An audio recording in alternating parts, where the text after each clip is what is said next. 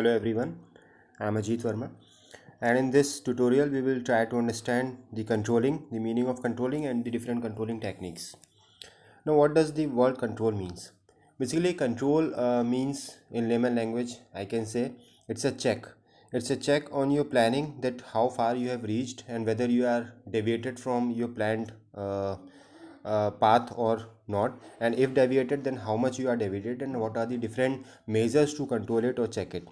When we talk about controlling, the planning and controlling goes hand in hand.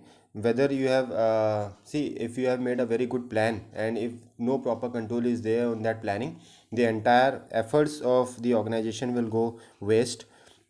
Similarly, if you have a good control but the plan was not good, again it's a sheer wastage of time, money and energy. So in nutshell we can say it's a process of monitoring activities to ensure that they are being accomplished as planned, or and of correcting any significant deviations. Controlling is a systematic exercise which is called as a process of checking actual performance against the standards of plans with a view to ensure adequate progress, and also recording such experience as is gained as a contribution to possible future needs. Every organization has certain planned objectives to achieve, and a certain planning module is also there, but time to time you need to check that whether you are going on the right track or not. And the deviation, the whole purpose is that it will give you an alarming kind of situation if you are deviated from your path, and accordingly it can easily be checked there. There are few techniques of controlling, as you can see on the screen.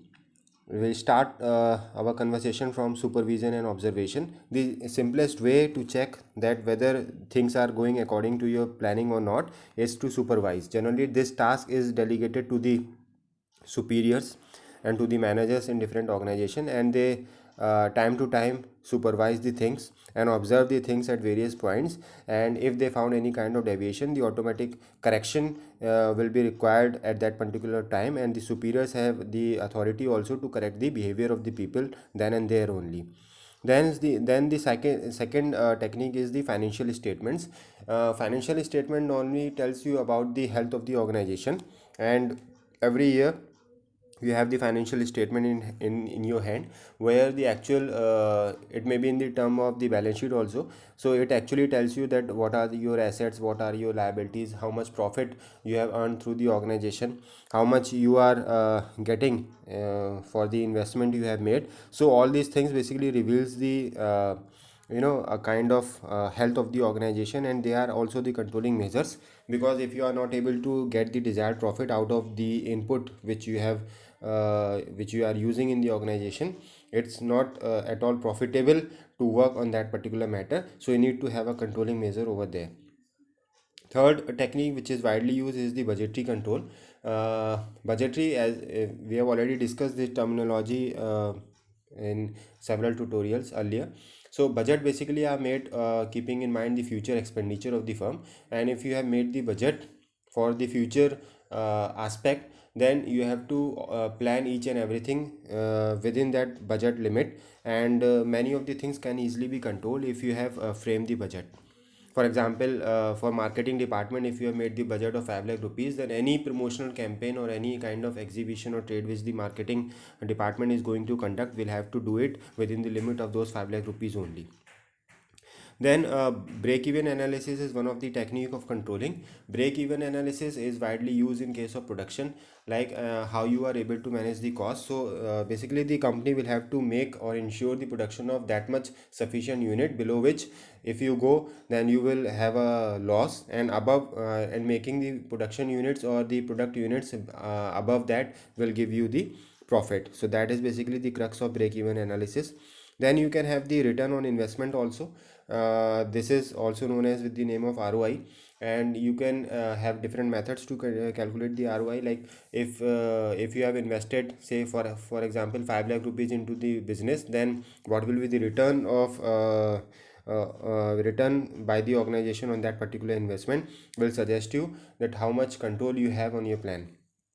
Then you have the MBO approach in which the management ask the subordinates to have their plans, and they are basically responsible for the proper execution of their plans, and managers job is just to supervise all those plans under their guidance. So this is again one of the major technique of controlling. Then the next one is the management audit. It can be done by the internal team also. Even the organization can also hire the external experts to audit their financial health and audit their departments, and the entire controlling measure needs to be exercised through the audit by the company. Then we have the management information systems. Many of the data can be stored into the MIS, and many organizations have the special softwares for managing their MIS. So this also works as a controlling alarm for the company. Whenever anything goes out of your hand, or whenever it is not as per the planned kind of thing, so that MIS will give you an alarming situation, and you can easily check it out. Then PERT and CPM can also be used for the controlling measure, where the PERT means the performance evaluation review technique, and critical path method are the plan basically for knowing the exact date of completion of particular activity. And this can also be this is actually the part of the operation research syllabus or topic or the subject, in which you can have the mathematical derivations with the help of particular making of a chart, and you exactly know that in how many days or in how many months you will achieve a particular target. Then the self control measure can also be applied, in which the person can himself control the different things, and the planning is in hand, is in front of the employee, and he can accordingly check on daily basis or on monthly basis that how far he has reached, and how in and whatever the work has been left to achieve in how many days, and what kind of special efforts are required to achieve those things. So that is basically the meaning of self control. Thank you.